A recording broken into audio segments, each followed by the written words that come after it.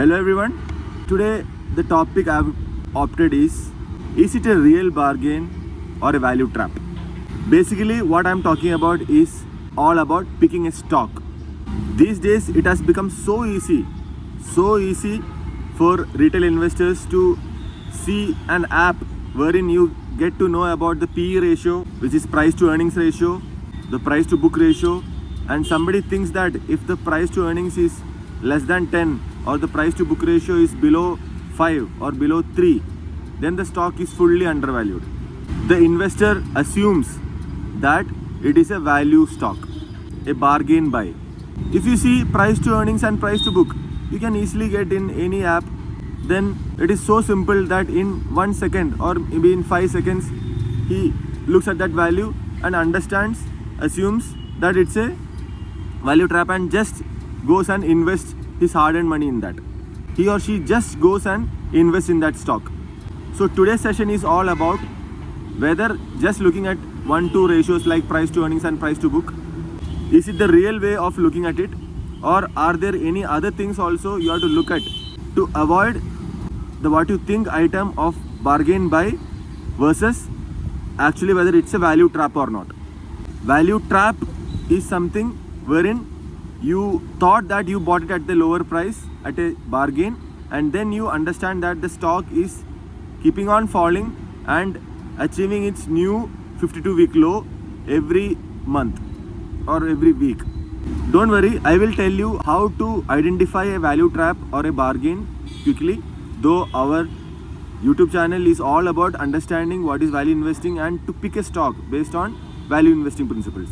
But then it is also important and becomes a moral responsibility for me to educate you people that you should not just buy stocks in the name of value investing. There are things which you have to really look at to understand whether it's a value buy or not. So there is a interesting topic which I read somewhere, the illusion of value. So the illusion of value means you are presuming that because of some few simple to analyze ratios, like again price to book and price to earnings, that the stock is, you are hallucinating or you are having an illusion that it's a value buy. But there are various red flags to spot before you consider that as a value buy. Also these days I am seeing that people are looking at a simple thing of price to earnings, price to book, and also a 52-week low. So if you get a low price to book and price to earnings, and if the stock is at a 52-week low, which is, it's kind of, the stock has reached a very low price, then it is the correct time to enter, because already the stock has fallen from its 52-week high and they are assuming that the stock will go back to its 52-week high so that they get that full rally of say 50% or 60%. But then you should understand that the PE or the other ratios are going low for a stock. Probably it may not be the reason that maybe the investors are undervaluing or they are not identifying the hidden potential of the stock. It can be also a reason that they are not valuing the stock because its fundamentals are not correct, or it is having a falling, poor fundamentals.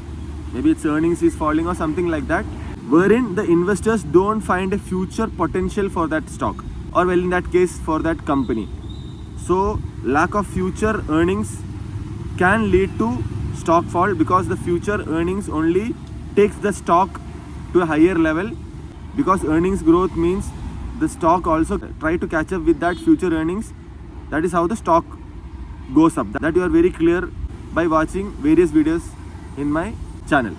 So basically the concept of having a very low price to book, price to earnings, then buying the stock at a 52-week low, then holding it for a very long time, even if the stock keeps falling 50-60%, is completely a misunderstood way of value investing.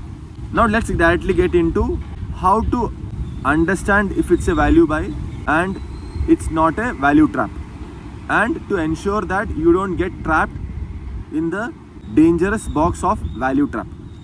The first thing which I always look at is EBITDA to EBITDA to cash flow from operations.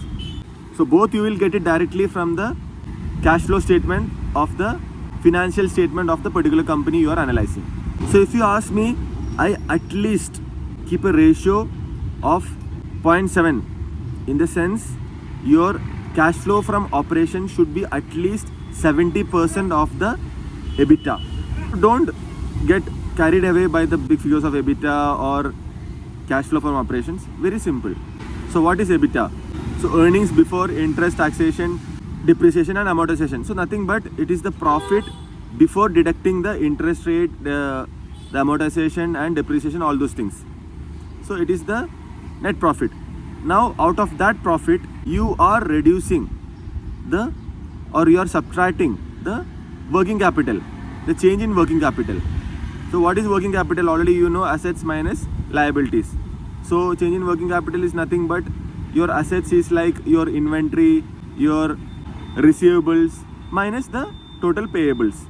So if you are accumulating the inventory and if you are increasing your receivables, means you have paid for that item to your supplier, but then from the end user you have not received the payment, then the selling is shown in revenue, but you have not realized that revenue because you have not got the money from the customer or end user. You in the sense company I'm talking about. It's all about company. So a company has sold a product, they have shown that in the revenue, so every year the revenue is keeping on increasing, but they are unable to get the cash because you have to sell that item and get the payment from the customer. So if that is not happening, so the working capital being the difference of total assets minus total liabilities, and if the inventory keeps building up, you are unable to sell the product, or in that case if you have sold the product and if you are yet to get the money, so the inventory value increases, the receivables value also increases because you are yet to receive that, and payable, say you have upfront paid the money for the raw material, so you have already paid that, so this figure, the working capital figure increases. So as the cash flow from operation is nothing but the difference of the EBITDA to change in working capital, as the working capital figure increases, the EBITDA keeps eroding. So the actual realized money, which is the cash flow from operating activity, reduces. So you should at least have a 70% conversion rate from EBITDA to cash flow from operation, which shows that the company is utilizing the money well. And if the reverse happens, so it is probably that the company is portraying, at least in accounting terms, potential early revenue recognition. Means they are showing it as turnover, but they have not got the cash or the payment. So this is a typical case of delay in converting earnings to cash. So earnings can always, you can show in the accounts that in your financial statement that the earnings per share has kept on increasing, but that earnings which is derived from the revenue after expenses and other deductions, if that you are unable to get it from the end user in the form of cash, which is actually adding to your book value, if that is not happening, then there is no point of getting an order. In simple terms, if you get an order, if you don't get the payment for that, there is no point of that order. Cash flow has to be there. Real cash flow has to be there. That's all about the ratio of EBITDA to CFO, cash flow from operations. So the ratio, basically EBITDA to CFO, that should be at least 1.43. That is nothing but the cash flow from operation is 0.7% of your EBITDA. So 1 divided by 0.7 is nothing but 1.43. So 1 to 1.43 ratio is something which I look at while understanding if the company is really generating a cash flow from its earnings. So if the valuations are less, then if this cash flow conversion rate is there, then it's not a value trap at all. That I can confidently tell from my analysis which I have done for numerous companies till now.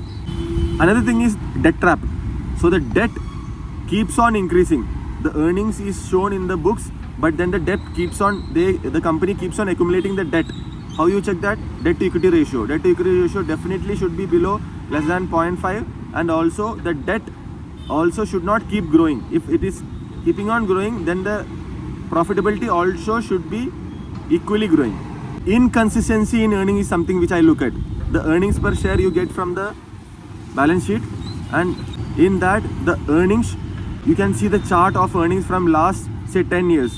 So if that value keeps varying, like 1 year it is 100 crore, 1 year it is 30 crore, 1 year it is 50 crore, 1 year it is 250 crores, then it falls to 30 crore. So this is a inconsistent earnings chart. So earnings also should be equally having a linear chart or almost equal to a linear chart wherein the earnings are properly growing in a steady phase. So inconsistent earning means there is some jugaad wherein there is some manipulation which is happening and the company is, if not manipulation, the company is not having a consistency in its business operation. So the earnings cannot be trusted and you cannot project the future earnings, hence the valuations may go wrong. Free cash flow, obviously the cash flow from operations minus the capital expenditure. Both the figures you get it from the cash flow statement of the financial statement of the company, wherein cash flow from operation you get it directly and the capital expenditure is nothing but the under the head cash flow from investing operation you will get the figure of capex wherein it is mentioned under amount spent for getting the plants, machinery, etc. So the difference between the cash flow from operating activity minus the capital expenditure will fetch you the free cash flow. So that free cash flow should be steadily increasing year on year over past 10 years, which shows that the company is able to generate proper cash and it's not a value trap wherein it just projects that the earnings is growing and there is no real cash generation. Again, we talked about working capital. So another figure is that cash conversion cycle, CCC, wherein it is paying the vendors, paying the money for the raw materials to the vendors upfront, but they are unable to get the money from the customers to the end user to whom the company is selling the product. Just delivering the product doesn't fetch you real cash. You have to encash it. You have to get the payment from the end user as well. So cash conversion cycle, if negative, I consider it good because he is not paying, the company is not paying the vendor upfront for the raw materials, but he is charging or he is getting the money upfront from the end user. So he is cash positive and he is delaying the payment to his vendor so that he is using that money which is stuck up in the working capital for buying new products or buying new raw materials for generating more products and creating more profit out of that. So they are using the vendors' money to generate more revenue, which can only be done by dominant players who has proper muscle power in the industry. Also PE is something which I look at the last, but then price to earnings you can see, but then sometimes what happens is that the PE will be less and you may think that the stock is undervalued. Then you have to check the sectoral PE also. If the sectoral PE also is less compared to your particular stock PE, then maybe the complete sector may be underperforming. It can be a case of typical cyclical value trap, wherein say steel sector is having a seasonality in their earnings. Once the revenue peaks in some particular season, the profit also may peak, and then going forward in the next 6 months the stock will fall because its earnings has gone down because of its business cyclicality. So you cannot think that the business will always be at its peak. Many sectors are having their cyclicality, so you may have to invest based on that cyclicality. So for long term investing, I may not recommend cyclical stocks, wherein you may have to trade and not invest, because once you invest, maybe your earnings, maybe your returns may be flat and maybe you will underperform the index also. Instead of analyzing that, just avoid cyclical stocks, wherein their profits and ROCE peaks at particular season and dips at another season. Companies like Tata Steel are typical example for this. Another value trap is like sometimes you go with the brand. I would say the danger of overestimating market leaders. In the sense, big names, I'm not talking stock specific, but names like Colgate or big brands, wherein you think that those are market leaders, nothing is going to happen to them, but then the PE would have been already overpriced, wherein the valuations would be many a times overvalued only, but then maybe the stock has fallen because of some external reason to a 52-week low, and you think that it's a value buy because you are getting a big brand at a low valuation in the sense only 52-week low. The valuation would be very high because such big stocks are always valued upfront based on their future earnings and highly overpriced.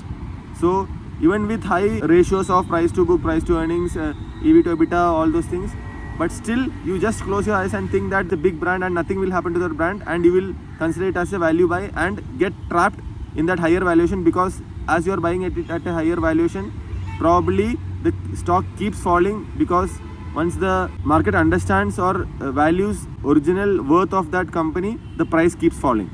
A typical example of Jet Airways.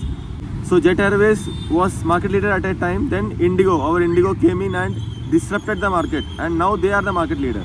So Jet Airways, nobody would have thought that from such high valuations or price, it will fall so low.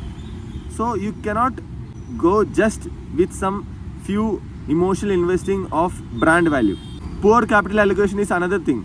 It may not be that the management is fraud, but sometimes really a management doesn't know how to allocate the money properly. Means once you generate cash from your earnings, then it has to be properly allocated to expand your business and create even more profitability for the company. If that cash is poorly allocated, in the sense sometimes companies like PSU, they don't care or bother to reinvest that money in the business, reinvest their earnings back into the business and generate new businesses and even more revenue and profitability for the company.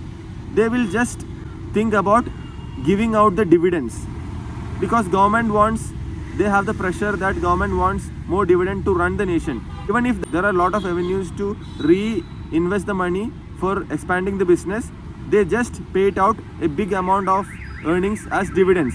So people are happy with the dividends, but then the stock price halts there. It doesn't go up. This has happened earlier in Coal India also, but recently they have reinvested their money in their capex expansion, in their new plant expansion. Then this has created alpha for them, their profitability increased, their stock price also then was identified, it was flat for a very long time, then it gave good returns a few years back, wherein almost 40% CAGR it has offered for almost 3 years. So there are exceptions in the PSUs, but then I was just taking an example wherein if the capital is poorly allocated, it can also become a value trap, even if the company is generating enough cash from the business.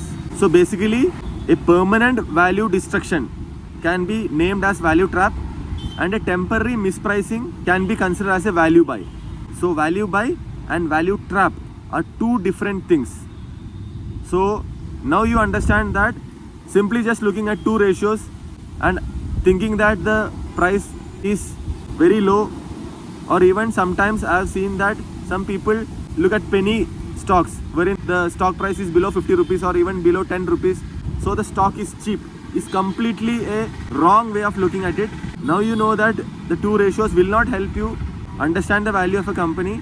There is much more to this, but then if you simplify it, it is very easy for you to understand the real value and then invest and create multi-bagger returns.